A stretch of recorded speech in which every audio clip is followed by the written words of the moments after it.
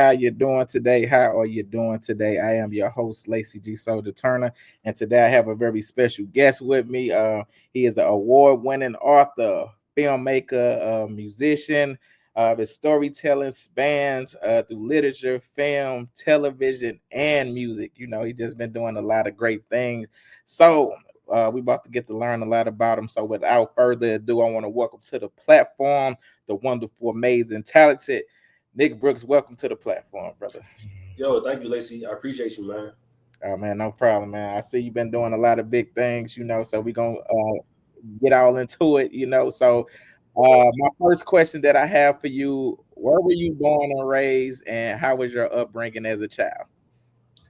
Yeah. I'm from Washington, D.C. Uh, I grew up in the '90s, and if you know anything about D.C., it was ravaged by the crack epidemic in the '80s. You know, it was the Mhm. murder Yeah. capital consecutive years Mhm. in the '80s and '90s. So um, that just informs a little bit of like the environment that I grew up in. Mhm. My mother, my we weren't wealthy people, of course.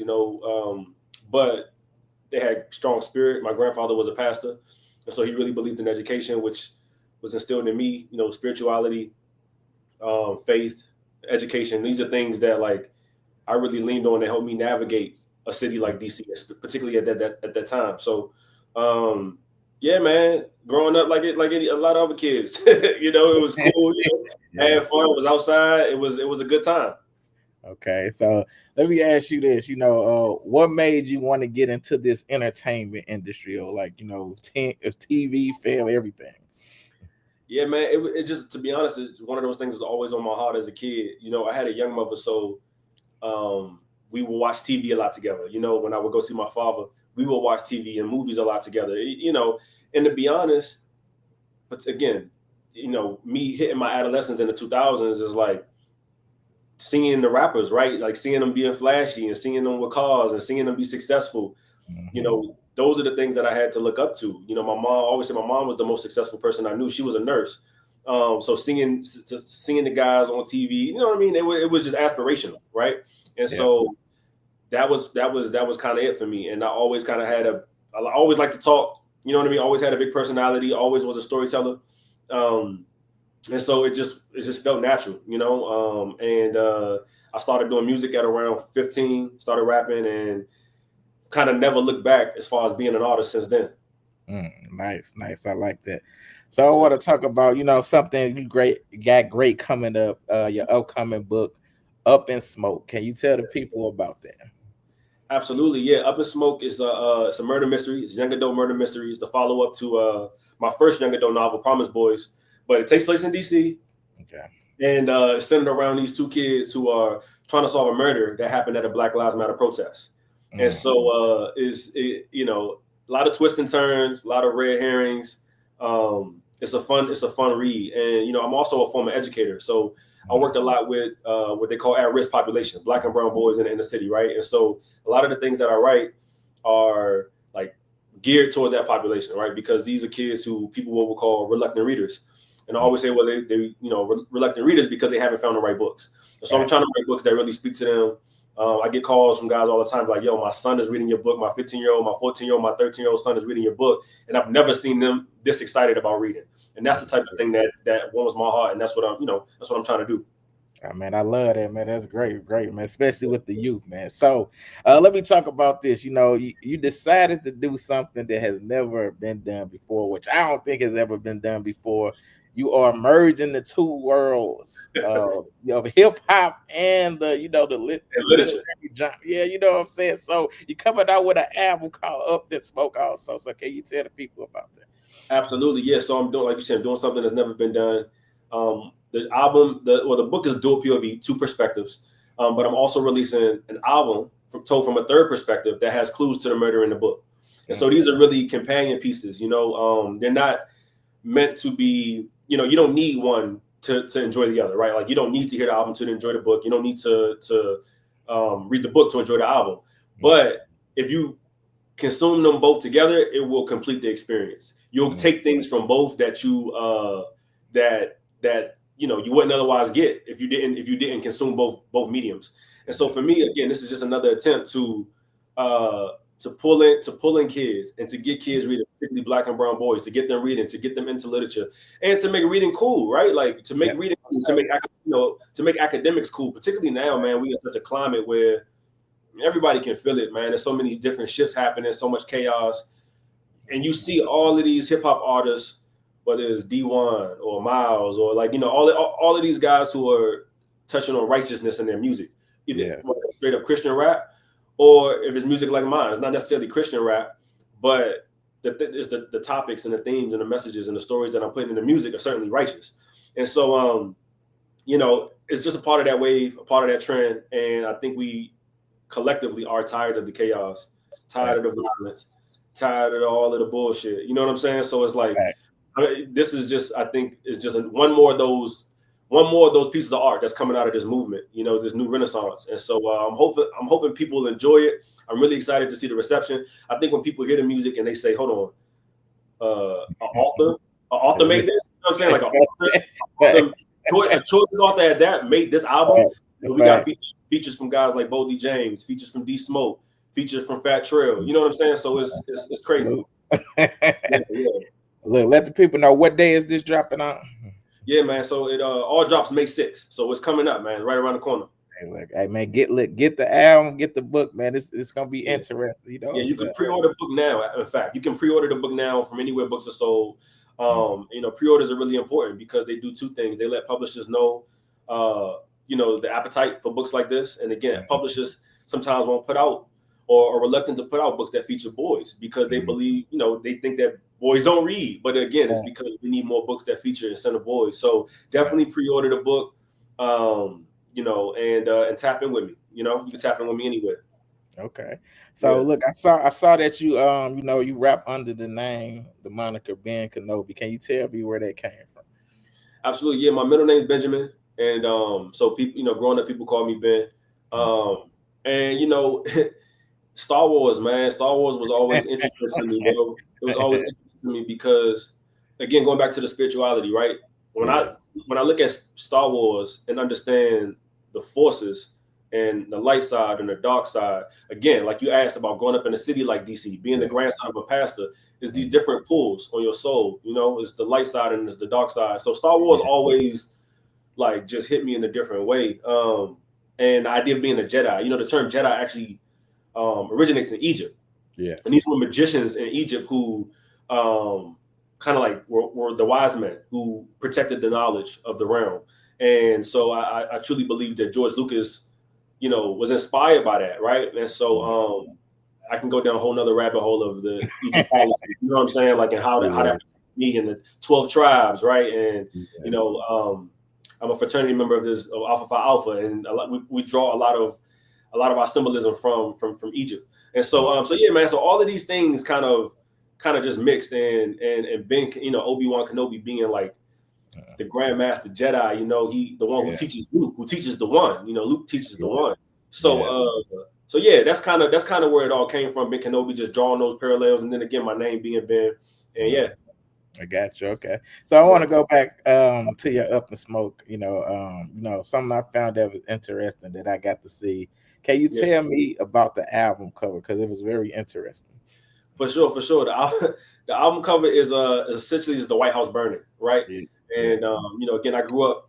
White House is in my backyard, and if you've been to DC, it's a small town, and the White House is not very far from the ghetto, right? And it's all kind of just, again, it's something that we can all feel is kismet about the concept of this album, the album cover, and then seeing what's literally happening in the White House right now, right?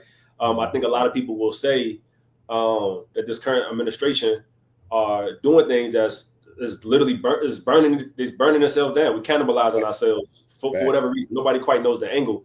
But again, all of this chaos and everything that's happening, really ties into this album cover and the White House going up in flames or up in smoke, right? And so, of course, the theme of Up in Smoke ties to the album cover because we have the White House going up in flames. But also, the book, like I mentioned, it's about these two kids who are trying to figure out this murder that happened at a Black Lives Matter protest. And what they start to uncover is that there's a revolutionary group growing right in DC, under their noses that they knew nothing about. And so a lot of the themes in the book center and touch on activism, revolution, and it's about sparking conversations for young people around like what is, getting them to ask the question of themselves, what is my place in this revolution? And I truly believe that we are in a time of revolution, and it's time to mobilize and fight back and all of these different things, right? So it's why I'm pushing out this art. But so, of course, when you look at that cover and you see the White House up in flames, in real life it's self-inflicted. And the book and the album certainly is more about war, right? And wartime and what happens when we go to war and how do we burn, it's representation of burning this system down. You saw on January 6th when those people stormed the Capitol. And that was crazy, right? And so it's like what happens when I say we, I mean, disenfranchised. What happens when we decide and we're prepared to do that same thing? It's gonna burn. Everything's gonna burn down. So anyway, I don't want to get too radical, but that's that's what that's about. Hey, listen, man. Look, man, Nick, he over here dropping jewels, y'all. Papa to the people, we the people got the Papa. Let's ride up in this for Yeah, man. So look, let me ask you about this. I saw that you composed music for films like They Clone Tyrone and The Cypher on HBO. How was that, man? Yeah, man. That was dope. That was at a time where I was really kind of stepping back into music, and I was fortunate enough to know the filmmaker of Tyrone, and I had some music featured on the soundtrack and in the film. The composer is a dope friend of mine, Dez. Shout out to Dez.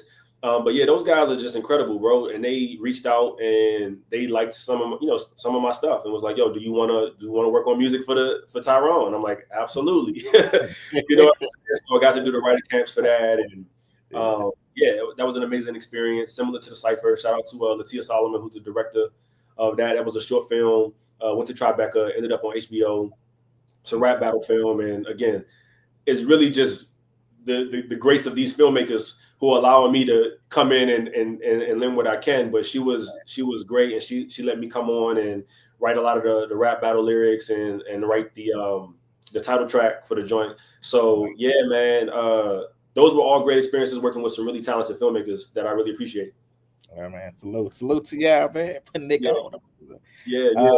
Yeah. So look, you spoke on this a little bit before becoming a filmmaker. You was an educator working with at-risk youth. So can you tell the people about that? Because I feel that's very important, because our youth, they're the next generation of people coming up that's gonna change this world. So can you tell the people about that? Absolutely, yeah. It started when I was in DC, and I worked for this nonprofit called Concerned Black Men.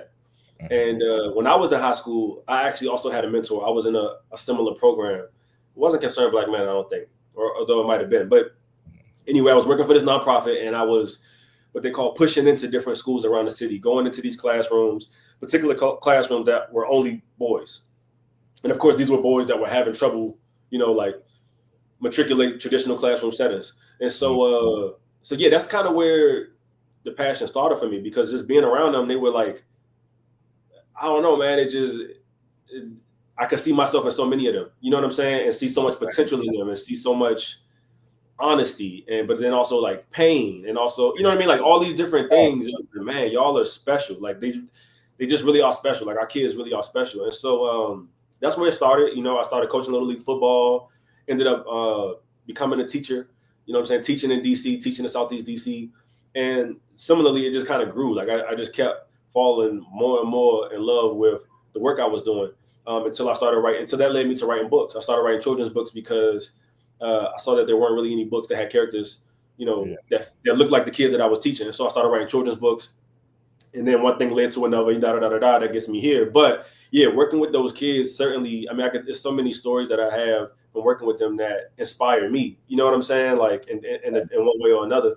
And so I feel it's kind of like my duty to write, to now in turn write these stories that inspire them. You know what I'm saying? Trying to pay forward, and then meet with brothers like yourself, people like yourself that I can, also encourage to do the same. And then together we all, we get together and we do what we got to do, because like you said, we got to raise up these kids in a way that maybe villages didn't raise us. Because when I was growing up, it's so, it's crazy.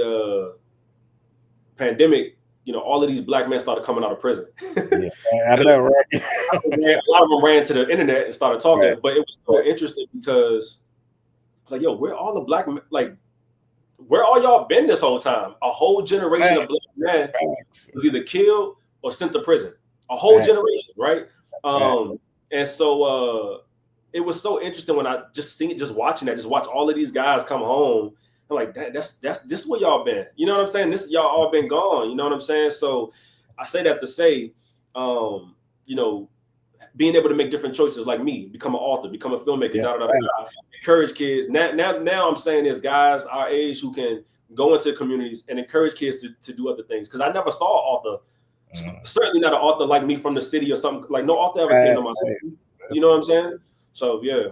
Hey man, you just like me, man. Hey, look, I write and direct movies too, man. I'm an author, a podcaster, a journalist. So just showing these kids, look, man, we came from where we came from. You can do whatever you put your mind to, you know.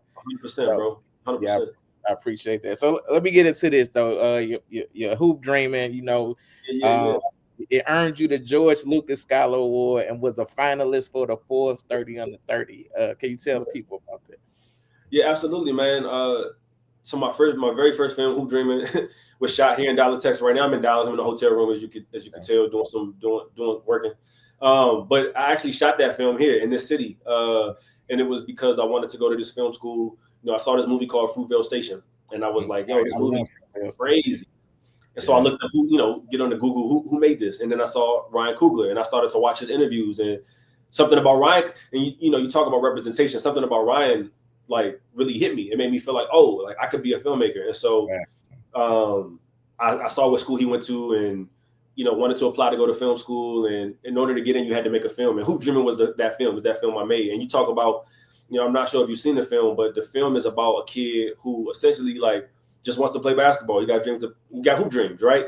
And so it's interesting because because a lot of the kids in that film were kids that I was working with while I was in Dallas. And these were kids, going back to the population I'm talking about, these are kids that were struggling in the classroom. And so me and my man was like, who was the teacher, was like, yo, how can we get these kids to really focus? And so this was like an incentive almost. I was like, well, look, I got to make this movie. What if we just made a movie with them, right? And that's how that started. It was incredible. Matter of fact, one of the kids, and at that time they was in like elementary school. It might have been like six or seven. I think maybe 7th or 8th grade, middle school. One of those kids is now like in an arts high school, or now he's in college now, but he got to go to an arts high school because of you know what I'm saying? He was introduced to acting. They had never been introduced to that. Not just that, brother. I'll tell you this, because that movie got me into the film school, right? Film school's in LA. So I moved to LA. In film school, I have to make a movie. Do you know that we flew those same kids out to LA to make another film? They had never been on a plane. You know what I'm saying? They had never left South Dallas. So it's like, you know what I'm saying? Like, that's what it's about, bro. But yeah, that's where that movie came from, and that's kind of where it led to. Man, salute to you, man. I love that, boy. I love hearing these type of stories for real. Yeah. And I saw that you sold your first TV show, Promise Boys, to Netflix in 2023. Can you tell the people about that? Yeah, man. That was an amazing experience. That the show was picked up by the Obamas, and which is crazy. And sold to Netflix. And so, we spent the last couple years writing the pilot for that show. And so now we're just kind of awaiting its fate. But that was an amazing experience. And it really was the thing that, like, because again, I had came out of film school at the time when Promise sold, I was working on The Mandalorian, the TV show, season 3, and, just trying to figure out the path and what I was going to do. And so that was really the thing, selling that show, I think really solidified me as like as a real writer, you know what I'm saying, as a TV writer. And since we've gone on, me and my co-writer have gone on to sell other shows. And so now it's just about getting one of them joints greenlit and getting it on TV. That's a whole other process, bro. So that's what we're on now. Just trying to figure that out. And I'm also trying to direct my first feature film.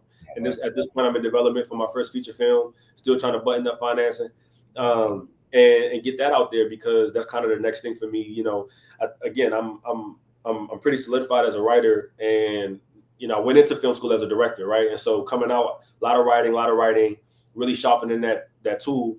And now I'm trying to make my way back to more directing. I've done quite a few directing over the last few years, but nothing long form, right? So I want to make my first feature. That's what I'm looking to do next, in addition to a bunch of other things. Y'all see Nicky over here doing his thing. Man, get his autograph now. Ain't gonna be anything like that. Yeah, man. But look, let me ask you this. You know, you've been doing a lot. On your journey, what would you say has been your greatest challenge?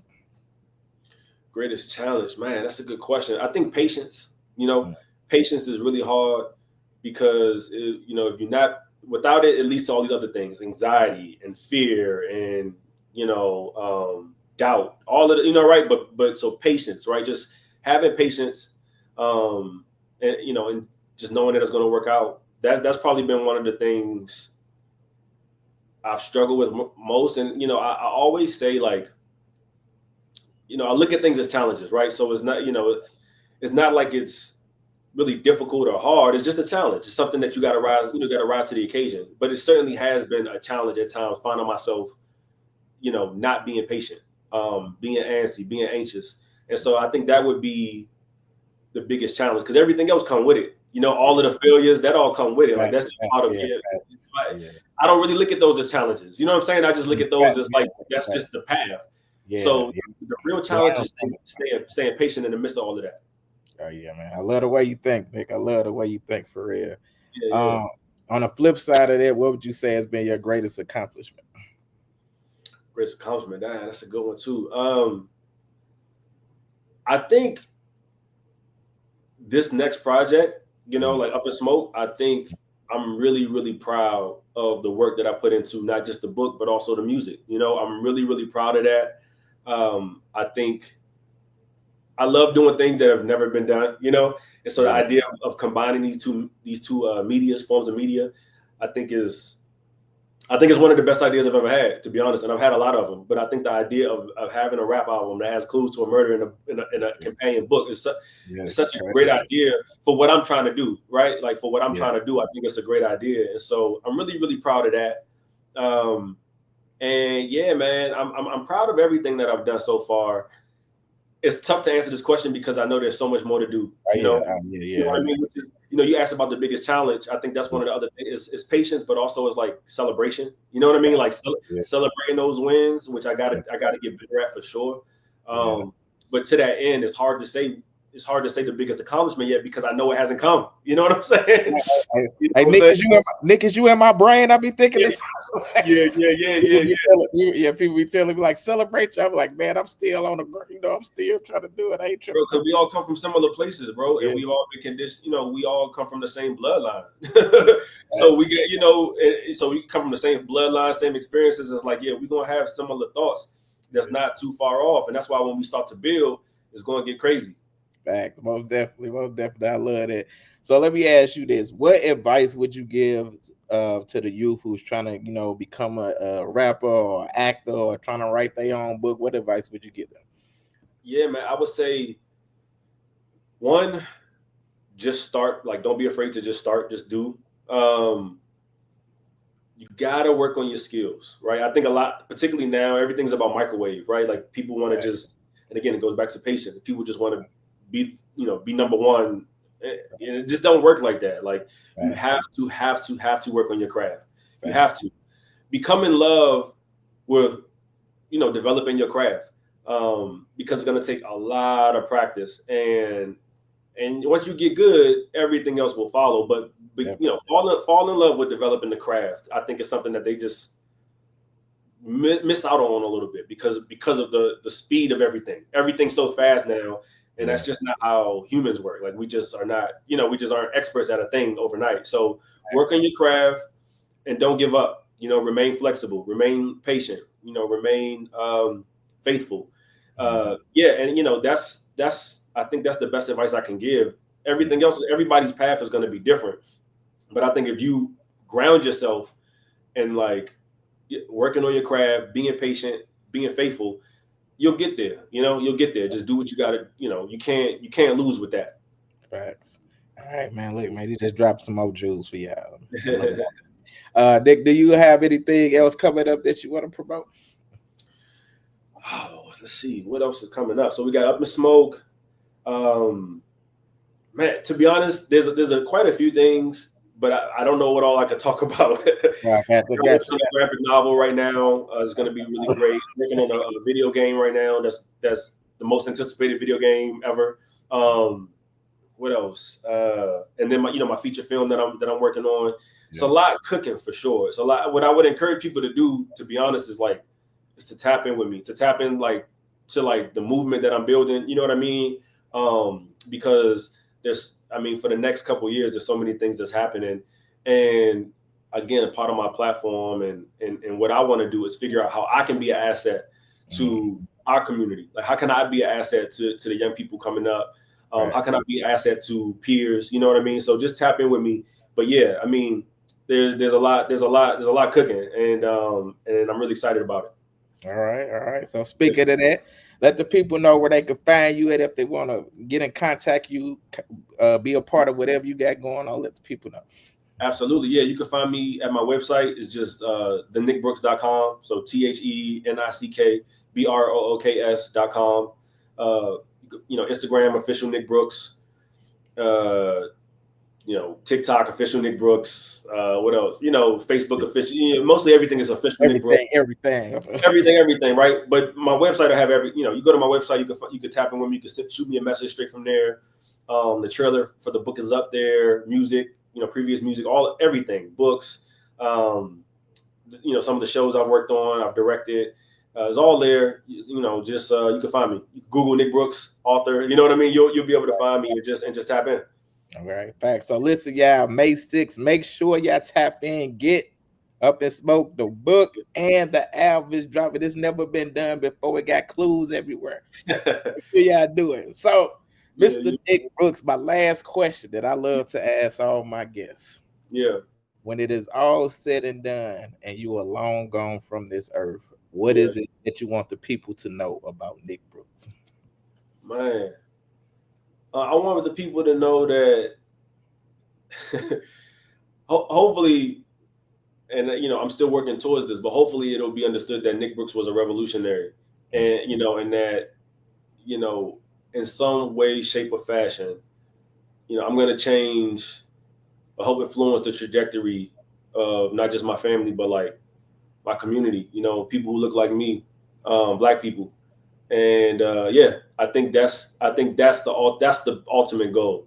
Yeah. Okay, I love that answer, man. Drop the mic. Yeah.